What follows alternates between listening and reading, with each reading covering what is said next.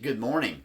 On this Saturday morning, if you're watching on Saturday, we are continuing our Bible study from the Encounter material, which comes from the Cumberland Presbyterian Church.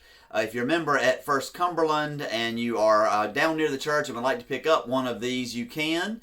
They are right outside of the church office, and so just come by whenever you would like during office hours or on a Sunday, and feel free to pick one of these up if you would like to study your lesson ahead of time.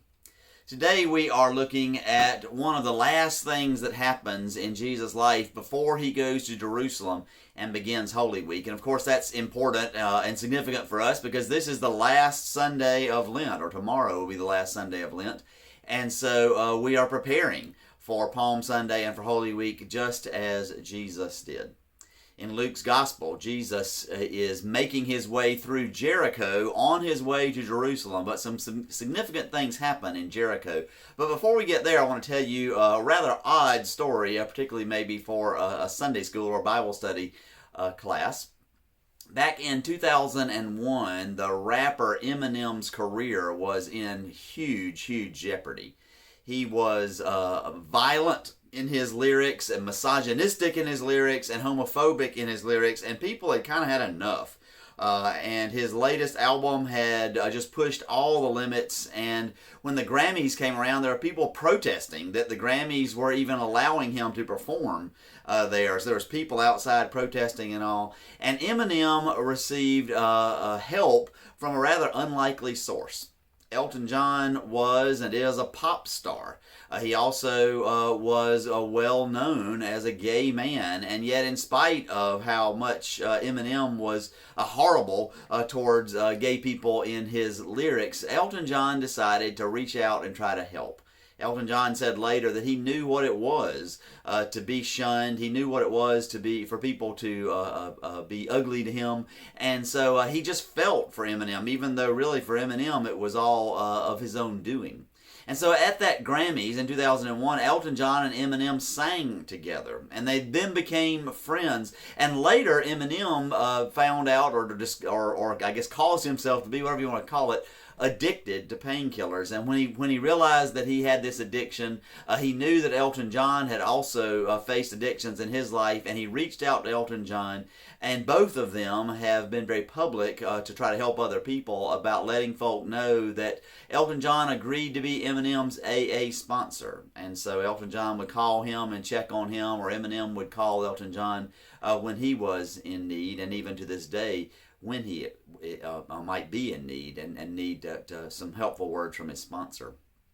Well, Eminem's story isn't really one of redemption. I don't really know that much about him and his music, but I gather his lyrics and music are not much cleaner than they were before. And yet it is a wonderful story when we think about Elton John, a story of grace, of someone giving grace to someone when they really didn't deserve it and making a huge difference in their lives. Well, that's exactly what we see in this morning's scripture lesson as well. It is the very familiar story of Zacchaeus, and it comes in Luke 19, the first 10 verses. He, being Jesus, entered Jericho and was passing through it. A man there was named Zacchaeus. He was a chief tax collector and was rich. He was trying to see who Jesus was, but on account of the crowd he could not, because he was short in stature. So he ran ahead and climbed a sycamore tree to see him, because he was going to pass that way.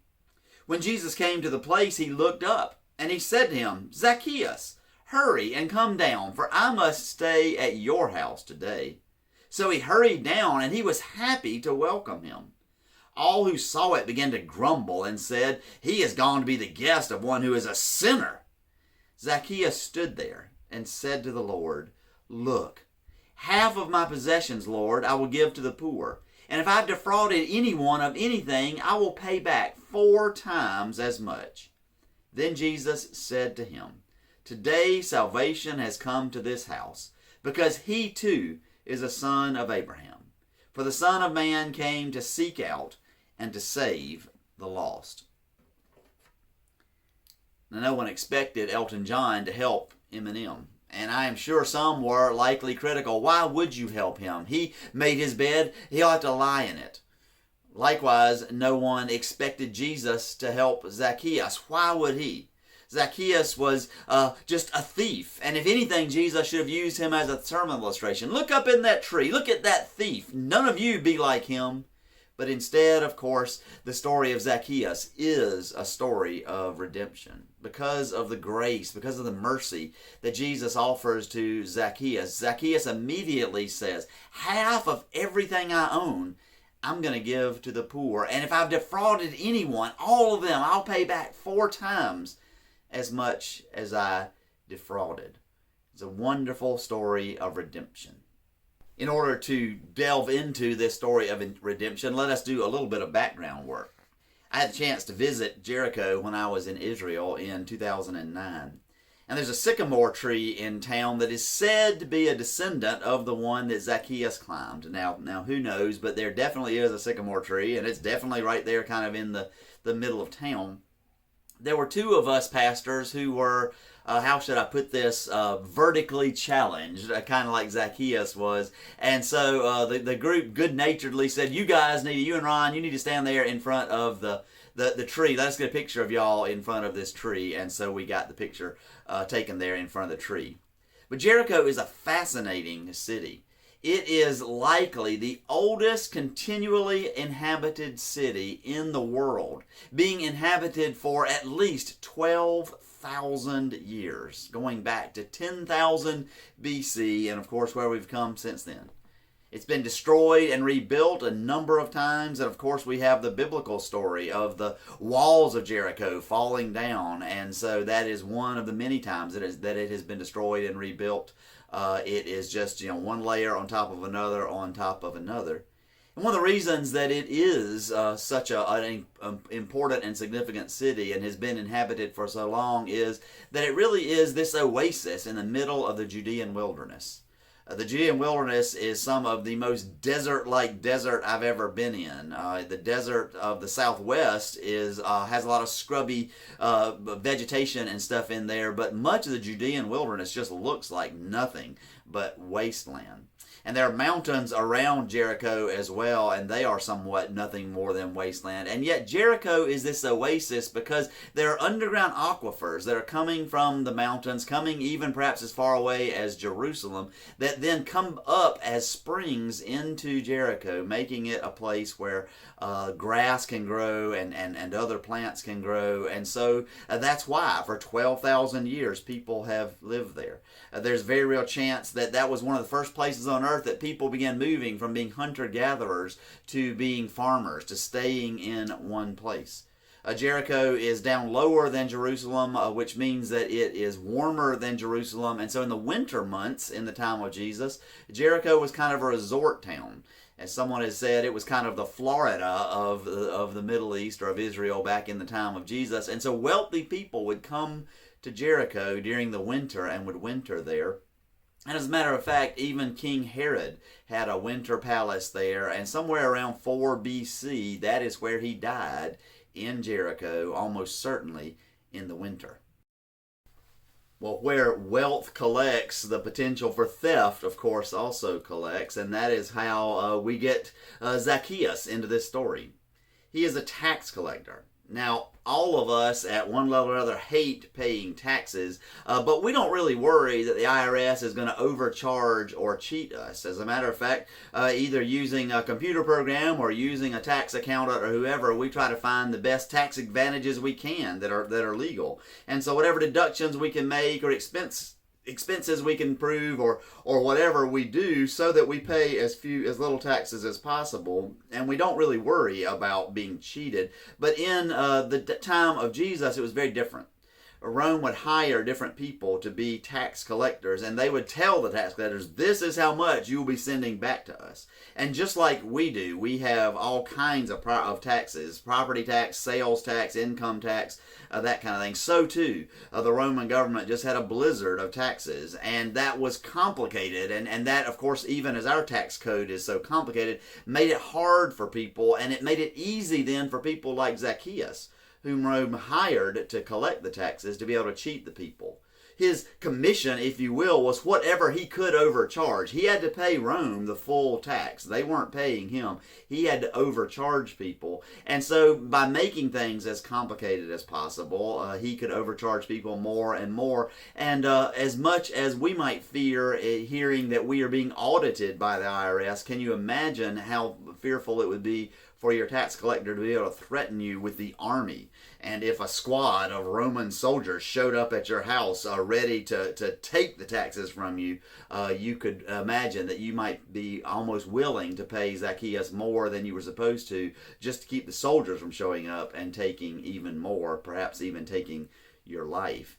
And so Zacchaeus got very wealthy on this ill-gotten gain, but the wealth also bought him, of course, the enmity of all the people there in the town. These people perhaps that would come in the winter and get fleeced by Zacchaeus and go away, only to come back the next winter and get fleeced again. And so Jesus comes into town. And he's walking through town, and everyone has heard of him. They want to see him and hear him, and they're lining the streets there. That's almost a prefigure of when he will get to Jerusalem, and they'll be lining the streets with the palm branches and laying the palm branches down. But here in Jericho, they are there to see him. And Zacchaeus, too, wants to see Jesus. He's heard of Jesus. He wants to see what all the hullabaloo is about. And so he goes out, and because he was vertically challenged, he climbs up that sycamore tree, and he is there just wanting to watch for Jesus. And of course, Jesus shows up. And Jesus, instead of using Zacchaeus as a sermon illustration, calls him down and says, or says, I want to come to your house for lunch. Now, that may sound a little bit arrogant to us today. I wouldn't say to anybody, I'm coming to your house for lunch. I would wait for an invitation. But in that day, and really even in this day, if a person of note wants to come and pay a visit, we would be honored, and we would try to find a way to make that happen. It's been said that the Queen of England, whenever she announces that she's coming to someone's house and then comes, keeps that appointment, that she always smells fresh paint. Because the people, of course, have made the house as presentable as possible for her. Jesus wasn't the Queen of England, but he was this tremendous person of note and notoriety. And so for him to say, I'd like to come to your house, is a tremendous honor. And so Zacchaeus, although he doesn't have time to repaint the house, is going to immediately respond positively, and perhaps even more so than someone else, because no one wanted to come to Zacchaeus' house for lunch, even though he was a rich person. They just all wanted to stay away from him. They couldn't stand him, and here Jesus is giving him grace. Now the people grumble and complain because they don't think he ought to have grace. But Jesus sees in Zacchaeus more than others can see. I wonder if Elton John saw in Eminem more than others were seeing, and more than Eminem even was showing with his outward life. Jesus was able to see in Zacchaeus more than was in his outward life. And he was able to see that Zacchaeus not only was in need, but that Zacchaeus was going to be willing to accept the help that he offered, accept the grace that he offered. And so he does offer Zacchaeus that grace, and Zacchaeus does accept it.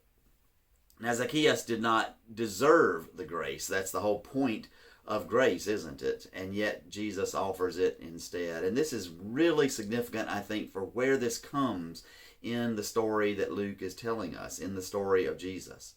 Because this is coming at the very end of his public ministry. The very next thing that we'll read about after he leaves Jericho is going to be the triumphal entry into Jerusalem. And in Jericho, Jesus does two very significant things. He offers grace and mercy to Zacchaeus, and he offers healing to Bartimaeus.